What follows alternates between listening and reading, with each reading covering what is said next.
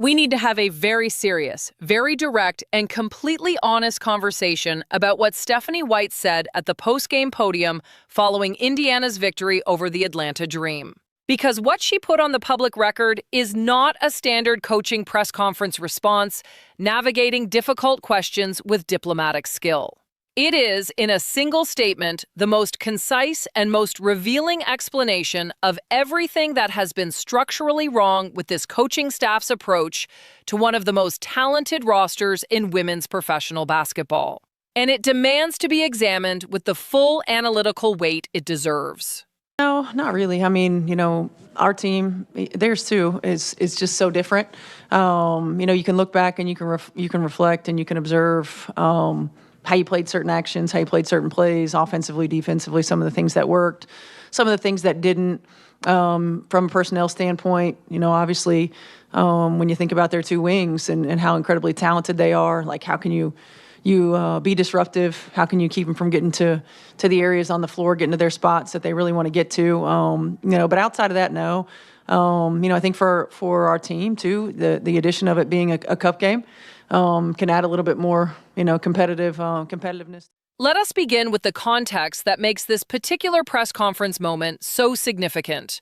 Because the context surrounding this win shapes everything about how White's words need to be understood. The Indiana Fever desperately, urgently, absolutely needed this victory over the Atlanta Dream. The 4 or 5 days preceding this game had been among the most turbulent and most organizationally damaging stretches any professional sports franchise has navigated in recent memory. Information had been circulating from within the organization about leadership attitudes toward Caitlin Clark.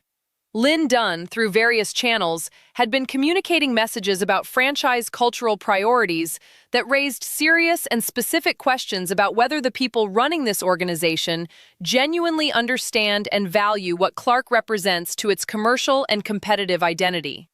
A loss to Angel Reese and the Atlanta Dream, on top of the credential revocation of Scott Agnes, the social media blocking campaigns, the sideline footage controversy, the national media attention from credible basketball voices, would have been, without meaningful exaggeration, catastrophic. Indiana won.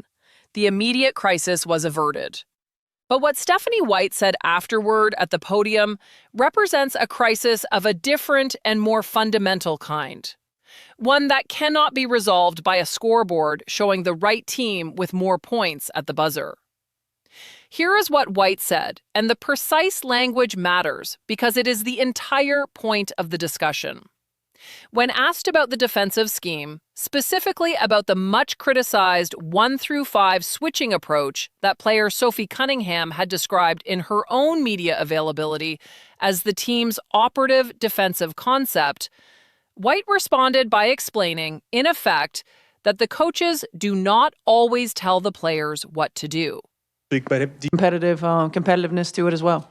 No, we asked you about what Sophie said about execution earlier this week, but do you view this as like the players don't know what they're doing, execution failures, or they're not doing what they've been told to do, execution failures, if that makes sense? I don't think it's either one, really. I think it's attention to detail. I think it's there's a lot of nuance in execution. There's a lot of technique. There's a lot of feel, and collectively, I think sometimes there's 2 or 3 or 4 that have it together, and maybe not 5. And sometimes there's 2 and maybe not 3. And so I think part of it is building trust with one another. Part of it's doing it consistently, which also builds trust. So I don't think it's that they don't know what they're doing. I don't think it's we don't always just tell them what to do. She framed this as philosophy, as a developmental approach, as a trust-based system that gives players latitude to make reads and grow through experience rather than being directed through every possession. We do not always tell them what to do. Let that statement exist without any softening qualification for a moment, because it needs to breathe before it can be properly analyzed. The head coach of the Indiana Fever, at a press conference following a win, described her coaching approach as one in which the staff does not necessarily provide specific directive instruction to the players about what they should be doing. She presented this as a feature of her philosophy rather than as an organizational failure. She offered it as context for the team's continued development. Now we must ask the questions that statement demands, because the questions are not rhetorical, they are analytical. They are the questions that the professional basketball coaching community and the paying audience for this product are entitled to have answered. If the coaching staff is not always telling players what to do, what is happening during the timeouts where assistants are drawing on clipboards? What is the specific function of the coaches who are visibly engaged with players on the sideline throughout games, talking in their ears, pointing to the floor, communicating something during live competitive situations? What was training camp designed to accomplish, if not to install specific, directive communication about what the coaching staff expects players to do in specific defensive and offensive situations? What are the film sessions for? What are the practice sessions organized around? These questions produce a specific and uncomfortable answer. A coaching staff that frames not telling players what to do as philosophy has confused player empowerment with coaching abdication. The two things are genuinely different, and the distinction matters enormously for evaluating what this team has been and has not been receiving from its coaching staff. There is a version of player-empowered basketball that is legitimate and sophisticated. Championship-level teams with deeply experienced rosters where players have internalized specific schemes so thoroughly that they can apply them autonomously without constant directive communication can operate with greater player latitude than younger or less experienced groups. The system becomes the player's own because it has been installed through repetitive, directive, specific practice over time. The directive communication comes first. The autonomy is the product of successfully completed instruction, not the substitute for it. The Indiana Fever, through 8 games of inconsistent and often chaotic performance, have demonstrated that the directive communication they need has not been sufficiently provided. The defensive breakdowns, the substitution confusion, the first quarter collapses that have turned leads into deficits repeatedly across this season, the franchise record point total surrendered to an expansion team. These outcomes do not reflect a group of players successfully exercising autonomous expertise within a sophisticated scheme. They reflect a group of players who are unclear about what they are supposed to be doing and who are making inconsistent decisions because the specific directive guidance that would produce consistent execution has not been installed effectively. When White says the coaches do not always tell the players what to do, the most generous possible interpretation is a developmental philosophy that trusts players to grow through competitive experience.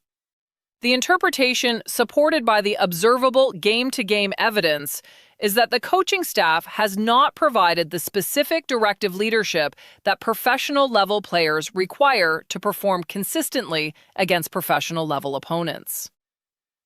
The Sophie Cunningham comments that prompted the press conference question are essential context.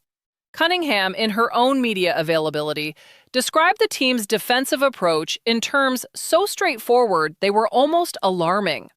1 through 5 switching, uniformly applied. White's response was to push back on that characterization by suggesting the scheme is more nuanced than Cunningham's description and that the players are trusted to read situations within it rather than being instructed through every possession. But here is where the explanation collapses under the weight of its own logic. If the scheme is genuinely sophisticated and the players are successfully reading within it, those successful reads should be visible in the defensive results. The defensive performances this team has produced, the points surrendered to inferior opponents, the coverage failures in critical moments, the inability to generate consistent stops in the games where stops were the difference between winning and losing, are not the output of players successfully executing autonomous reads within a nuanced scheme. They are the output of a team that does not have consistent clarity about its defensive assignments and execution expectations. 8 regular season games. That is how long it apparently took this coaching staff to recognize that the defensive approach being deployed was producing the outcomes it was producing and needed to be adjusted. 8 games. An assessment that required that much competitive experience to arrive at, when competent coaching staffs conduct film-based diagnostic work, stress test schemes in practice environments, and make adjustments based on evidence before and during games, is an assessment that reflects inadequate preparation rather than appropriately patient development. The Atlanta Dream win itself needs to be examined honestly within this context, because the quality of the win matters for understanding what the result actually demonstrates about this team's trajectory. Yes, Indiana won. The final score was 83-71. But the game was, by multiple accounts from people who watched it, one of the most unentertaining performances this franchise has produced since Clark's arrival. The electricity was absent. The crowd atmosphere was flat. The offense was disjointed in ways that have become familiar across this season. Disconnected possessions, unclear ball movement, a product that does not reflect the capabilities of the players executing it. The win provided organizational relief from the immediate crisis of a potential devastating loss. It did not resolve the structural questions about what this offense is and what this coaching staff is producing. Clark herself had a complete floor game in the traditional sense.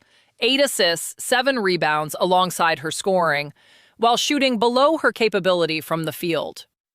The fact that her floor game remains elite, even when her shooting is off, reflects what she is as a complete player. But the offensive system she is operating within, as this press conference statement confirms, is a system in which the coaching staff does not always tell players what to do. Which means Clark's elite facilitation capability is not being amplified by designed actions and specific plays that leverage it. It is being exercised within an improvisational framework where players figure things out rather than execute specifically designed schemes. The hug between White and Clark that was highlighted in the broadcast coverage before this game needs honest framing.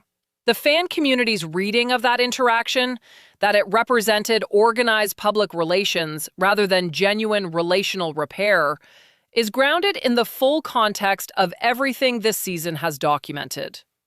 Organizations deploy visible demonstrations of coaching player warmth when the narrative surrounding that relationship has become damaging enough to require management.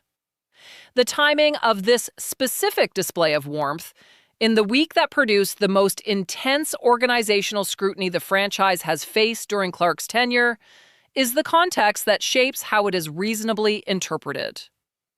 A hug does not reverse footage. A hug does not reverse a credential revocation.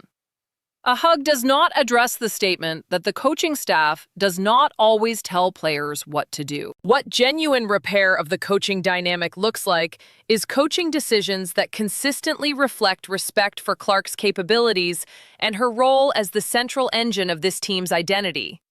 It looks like keeping her on the floor during productive stretches rather than pulling her after minimal playing time. It looks like designing possessions that create her best shots, rather than routing the offense away from her to other players. It looks like, in the simplest terms, a coaching staff that tells Clark what they want her to do, specifically, consistently, and with designs that give those instructions the best chance of producing successful outcomes. The statement at the press conference tells us that is not reliably happening. A coaching staff that does not always tell players what to do is not directing its generational playmaker toward the specific actions that would maximize her output.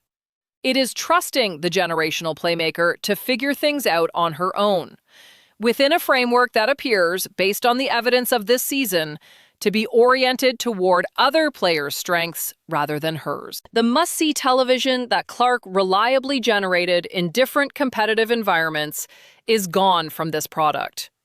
Not because the capability left with the change of setting. The logo threes and the record-extending individual performances this season have confirmed that the capability is fully intact. It is gone because must-see television is produced by coaching staffs that tell players specifically what to do, that design plays, install schemes, and direct competitive action in ways that create the conditions for extraordinary moments.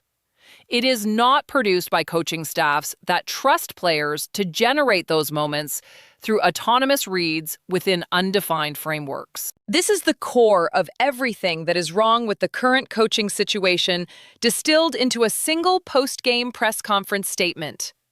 It is not just that specific decisions have been wrong, the early game substitution patterns, the defensive scheme rigidity, the failure to design for Clark's strengths. It is that the underlying philosophy that produces those decisions has now been stated publicly. The coaches do not always tell the players what to do. That philosophy applied to this roster, with these capabilities in this competitive environment, at this stage of this season, is producing exactly the results it should be expected to produce. The win is in the record books. The statement is in the record books alongside it. And of those two entries from the same day, the statement is the one that carries the longer and more consequential implications for understanding where this franchise is actually headed, and whether the adjustments visible in this game represent genuine coaching evolution or momentary accommodation to maximum organizational pressure. The crowd told its own story. The electricity told its own story. And Stephanie White at the post-game podium told a story of her own that makes it very difficult to believe the product is going to become what it needs to be as long as the philosophy driving it remains fundamentally unchanged.